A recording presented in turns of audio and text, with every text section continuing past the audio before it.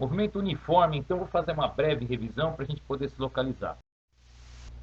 Gente, lembrando ali do Deus vê tudo, velocidade média, o espaço no tempo constante, lembra que o importante do movimento uniforme é justamente o fato da velocidade ser sempre uma constante. As variações do espaço, as distâncias percorridas ao longo do tempo, da trajetória, são iguais, em intervalos de tempo sempre iguais, tá? Função horária, então, é aquilo que a gente definiu como sorvete. O importante do sorvete é você saber localizar cada um desses itens aí na fórmula. Então, quem seria o S0? O S0 é o espaço inicial. Atente para o detalhe que é o termo independente na função. Vou frisar aqui para você aqui com o mouse para você poder localizar, tá?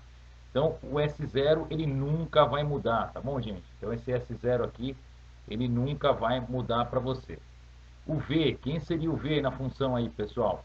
O V, ele é constante, a velocidade. A velocidade para nós também nunca vai mudar. E o tempo? O tempo sim, o tempo ele vai mudar e aí, de acordo com o valor do tempo, nós vamos ter um valor de espaço, então, na função, ok? Passando para a próxima tela, então, a gente tem aí uma tela apenas para verificar que o móvel percorre espaços iguais em tempos iguais, tá bom? Para verificar justamente uma característica do movimento uniforme, onde a velocidade permanece sempre constante, tá bom? Muito bem, função horária agora, gente, vamos lá. Função horária e o sorvete, o que é importante a gente verificar? Esse sinalzinho aqui do meio, tá? Esse sinalzinho aqui, pessoal, ele é muito importante, o sinalzinho de mais ali do meio. Esse sinalzinho de mais significa que ele está, que a função é crescente. Essa função crescente na matemática, para nós, tem um nome, é chamado de movimento progressivo. Já, se esse sinalzinho for de menos, significa então um movimento, ele é retrógrado, seria uma função decrescente lá para os matemáticos, tá ok? Então atente para o sinalzinho aí antes do V, esse sinal de mais da função. Muito bem, uma propriedade importante também nos diagramas horários que a gente não pode esquecer é no que tange aos gráficos, tá bom? Então lá nos gráficos a gente tem o quê? O primeiro gráfico ele é muito simples ainda no movimento uniforme, é o gráfico da velocidade. No gráfico da velocidade em função do tempo, a gente tem o quê? Uma linha reta constante paralela ao eixo x, ao eixo das abscissas, que demonstra que o movimento ele é progressivo. Caso ele for abaixo do eixo x, a gente tem aí então que o movimento ele é retrógrado, tá certo? Agora, uma coisa importante aí, uma propriedade que a gente vai usar bastante, não só no movimento uniforme, mas depois, futuramente, no uniformemente variado, é que o gráfico, gente, ele vai ter uma propriedade aí da área, tá certo? Onde a área abaixo da curva, ele representa o espaço percorrido, tá bom? Então, sempre que você for pegar aí essa área abaixo da curva, tá certo? Ele representa, então, o espaço percorrido pelo móvel. Isso é uma coisa muito importante para nós. Os diagramas horários, tá? Nos diagramas horários, então, a gente tem aí o espaço, agora o diagrama de espaço, onde se você tiver uma reta azul subindo, uma reta progressiva, significa função crescente, e a reta, então, para baixo, né, a função decrescente, o movimento retrógrado. Lembrando que para você calcular a velocidade, basta você aplicar a tangente, tá certo?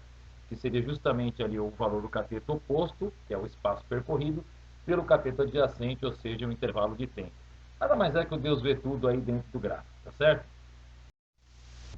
Muito bem, agora vamos lá para os nossos os exercícios que vocês já devem ter visto ali ah, da sala de aula. O pessoal do Poliedro já disponibilizou para vocês o gabarito comentado. Então, para quem não entendeu, a gente vai dar aqui mais uma explicadinha, tá bom? Então, o exercício 3 ali da apostila, ele fala entre duas partículas A e B que possuem movimentos uniformes, com velocidades respectivamente a 60 e 40 km por hora. Então, eu tenho o A se deslocando da esquerda para a direita com 60 km por hora, e eu tenho o B, que vem da direita para a esquerda, com 40 km por hora.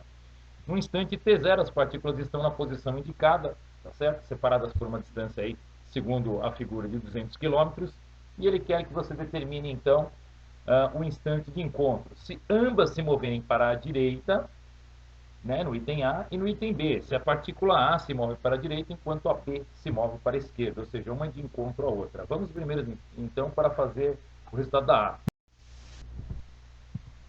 Então, na A, né, gente? Na A nós temos ali se ambas se movem para a direita. Então, se ambas se moverem para a direita, na A, nós temos então a primeira partícula A, o primeiro corpo com 60 quilômetros, e o B com 40. Então, é claro que se o A está com 60 quilômetros e o B está ali com 40, né, gente? Então, é obviamente que uma hora o A vai alcançar o quê? Vai alcançar o B, tá certo? O A tem uma velocidade maior, ele deve alcançar o B, tá? Lembrando que temos aí uma distância de 200 quilômetros, né, entre os dois, tá certo? Agora nós temos aí, com uma proposta de resolução desse exercício, é claro que existe também uma outra proposta que seria você fazer velocidade relativa, mas eu recomendo que todo exercício de encontro, galera, para você ganhar tempo, é você fazer por sorvete, tá legal? Então, monta o sorvete do corpo A e monta o sorvete do corpo B, tá? E depois você iguala as duas funções sorvete. Então, essa metodologia de resolução, ela vai fazer com que você ganhe tempo no vestibular, tá bom? Então, primeiro aqui vamos montar aí a função do corpo A. Do corpo A, vamos lá, gente. Por que não tem aqui o termo independente da função do sorvete?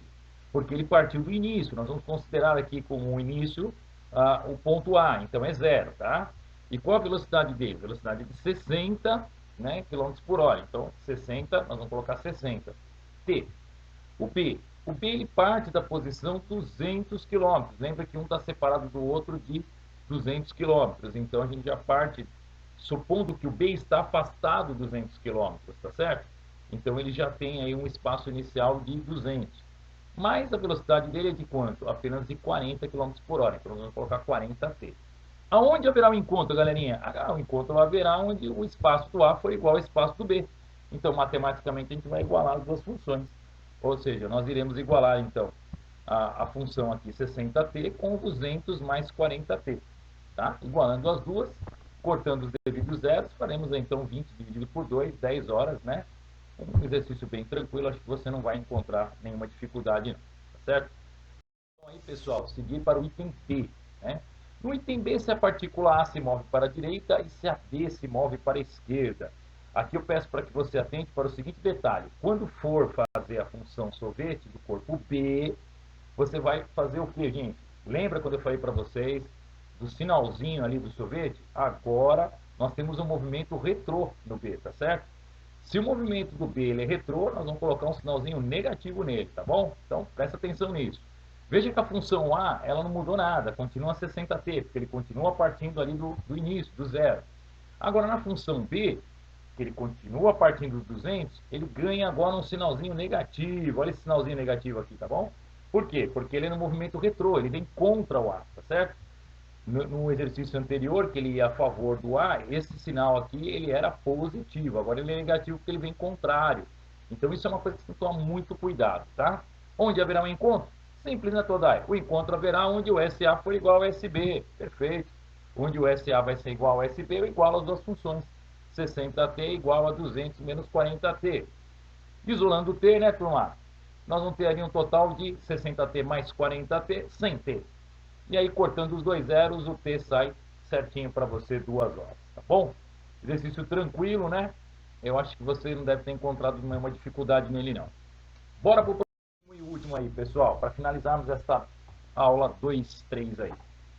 Exercício 4, o velho exercício dos trens, né? Esse é um exercício que já cai há muito tempo no vestibular, é um exercício que ele gera um pouco incômodo, porque ele vai quebrar um pouquinho aquele conceito que vocês têm de ponto material. O ponto material, vamos relembrar um pouquinho ali da primeira aula de física, que eu falei para vocês. O que era o ponto material? O ponto material era quando você desprezava as dimensões do corpo.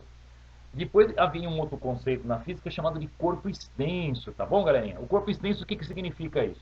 O corpo extenso é aquele corpo que nós vamos trabalhar com toda a dimensão do corpo, ou seja, as dimensões do corpo agora, elas passam a ser significantes no exercício, ou seja, você não pode desprezar as dimensões do corpo. Para dois trens que têm 250 metros de comprimento cada um, você não pode tratar eles mais agora como sendo ponto material, tá bom? Então, dois trens A e B de 250 metros de comprimento cada, percorrem trajetórias paralelas com velocidade respectivamente iguais a 15 e 10 metros por segundo. Então, galera, percebe aí que nós temos dois trens saindo da mesma estação, um do ladinho do outro. Um com 15 e o outro com 10 metros por segundo. Então nós temos aí um trem um pouco mais rápido, o A um pouquinho mais rápido que o B, correto?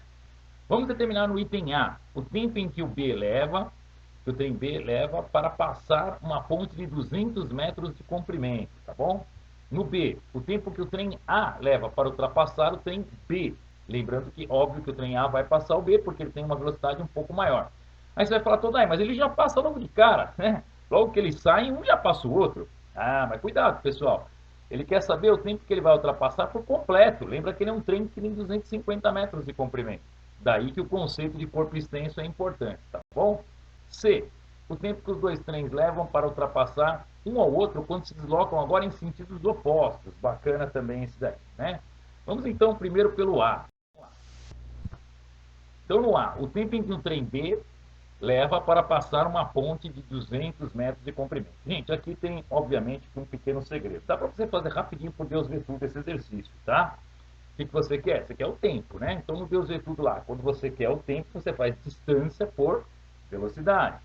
Agora, vamos lá, distância. Que distância que eu vou pôr, Todai? 200 metros, né? Claro que não. Por que não 200 metros, turma? Porque você vai ter que levar em consideração o tamanho do comprimento do trem, tá?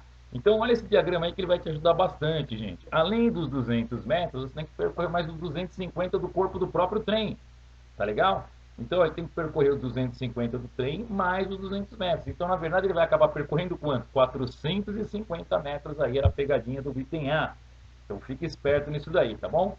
Então, na verdade, aí na hora de fazer o Deus ver tudo, pessoal, né, que você for, na verdade, fazer uma divisão simples do espaço percorrido pela velocidade, você vai fazer os 450 metros. Por que mesmo 450 metros, Todai? 450 metros é porque os 200 que ele vai percorrer, mais 250 porque toda a composição tem que passar, galera, para haver ultrapassagem. Né? O exercício deixa claro que ele tem que ultrapassar por completo. Então, o primeiro maquinista ali, ele passou com 200, né? Mas para o último passageiro ali, que está no último vagão, perceber a ultrapassagem, tem que passar mais 250 metros, que é o tamanho da própria composição. Ou seja, o trem vai acabar percorrendo quanto? 200 mais 250, ele vai percorrer 450, tá certo? E qual que era a velocidade dele? 10 metros por segundo. Então, 450 dividido por 10, o tempo vai ser de 45 segundos. Então, fique esperto só nessa pegadinha, pessoal, do tamanho da composição. É o conceito de corpo extenso aí que você tem que ficar atento, tá bom?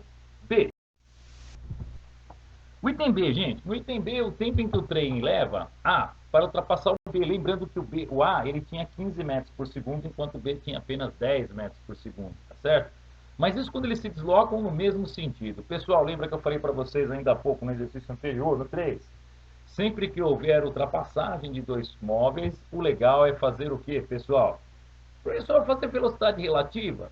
Pode também, mas eu não aconselho, você pode se atrapalhar. Eu prefiro montar o sorvete de cada um, tá ok? Com o sorvete não tem terror, pessoal. Você resolve o sorvete e não vai ter nenhum problema, tá bom? Então, vamos ficar esperto aí na hora de montar o sorvete de cada um. Vamos montar o sorvete, então, do primeiro corpo, que sai lá do ponto P, tá certo? De partida, e até do outro que sai do ponto Q, né? Então vamos lá, o tempo em que o trem A leva para ultrapassar então o trem B, né, ao se deslocarem no mesmo sentido. Então vamos lá, gente. Você vai falar assim para mim, então, daí por que você considerou o ponto Q ali, né? Gente, acontece o seguinte: para que um ultrapasse totalmente o outro, o segundo trem, né, o final do segundo trem, ele tem que acabar percorrendo 250 metros em relação ao começo do primeiro, tá certo?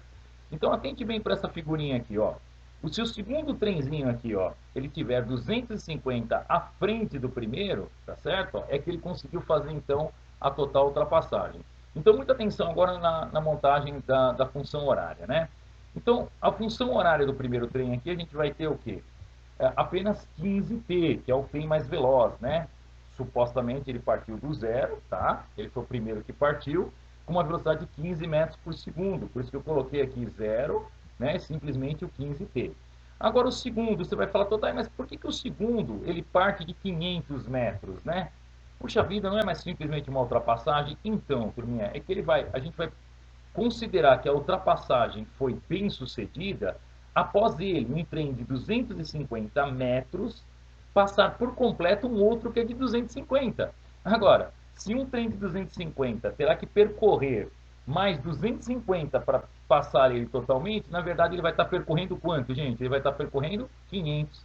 Então é como se ele tivesse 500 metros à frente. Só que com uma velocidade de quanto? De 10 apenas, né? Enquanto o outro tem 15. Aonde haverá um encontro dos dois? Ao encontro dos dois haverá, então, quando o SP for igual ao SQ. Então, quando o SP for igual ao SQ, basta igualar, então, as duas funções. 500 mais 10t, né, pessoal? Igual a 15t.